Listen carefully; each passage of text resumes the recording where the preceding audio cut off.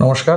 আজকে এই ভিডিওটা আমি ক্রনিক কিডনি ডিজিজ সম্বন্ধে কিছু একটা বলতে যাচ্ছি। সেটা হচ্ছে ক্রনিক কিডনি ডিজিজ। কিন্তু কিডনি ডিজিজ একটা জিনিস মানুষকে মনে রাখতে হবে, কিডনি ডিজিজ কিন্তু নিজে থেকে হয় না। নিজে থেকে যেগুলো হয় সেগুলো জেনেটিক ডিজিজ হয় এবং সেগুলো হলে কিছু করার থাকে না এবং সিমটম আসতে থাকে, সেগুলো আলাদা ম্যাটার। কিন্তু যাদের দীর্ঘদিন ধরে সুগার থাকছে আনকন্ট্রোল, যাদের দীর্ঘদিন ধরে হাইপার টেনশন থাকছে আনকন্ট্রোল, তাদের কিন্তু কিডনি ডিজিজটা সেকেন্ডারি রূপে ইনভলভমেন্ট হয়ে যাচ্ছে। এবং এখনকার দিনে ডায়াবেটিস কিন্তু খুব কমন, চেয়েও মানুষ সেটাকে কন্ট্রোল করতে পারে না এই ভাগাদৌড়ার জীবনে। এবং হাইপার টেনশনটাও কিন্তু অনেক কমন। সো হাইপার টেনশন এবং ডায়াবেটিস যেরকম থাকবে, কিডনি প্রবলেমও সেরকম ভাবে হয়, কিন্তু সেটাকে নিয়ে ঘাবড়ে গেলে হবে না।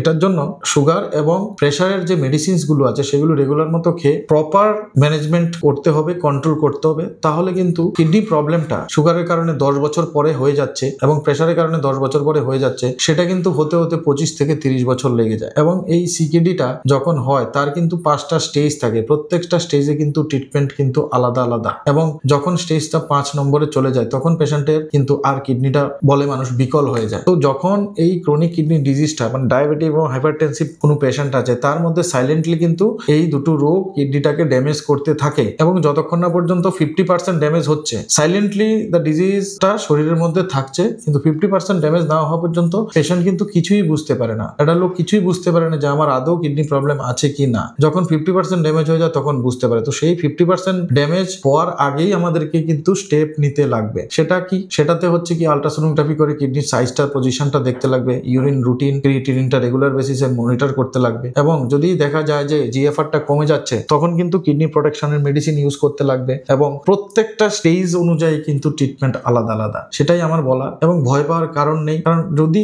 স্টেজ 1 থেকে 2, 2 থেকে 3, 3 থেকে 4 চলে যায়, ততক্ষণ পর্যন্ত মেডিসিনের মাধ্যমে কিন্তু ট্রিটমেন্টটা সম্ভব। যদি 5-এ চলে যায় তখন ডায়ালাইসিস, রেনাল রিপ্লেসমেন্ট থেরাপি রূপে হিমোডায়ালাইসিস, পেরিটোনিয়াল ডায়ালাইসিস বা কিডনি ট্রান্সপ্লান্টের ব্যাপারগুলো চিন্তা করতে লাগবে। সুতরাং সেই নিয়ে ঘাবড়ালে হবে না। আগে যেরকম ওয়ান্স আপন এ টাইম কিডনি ডিজিজ মানে there is no chance, no hope, but nowadays there is lot of chance, lot of hope.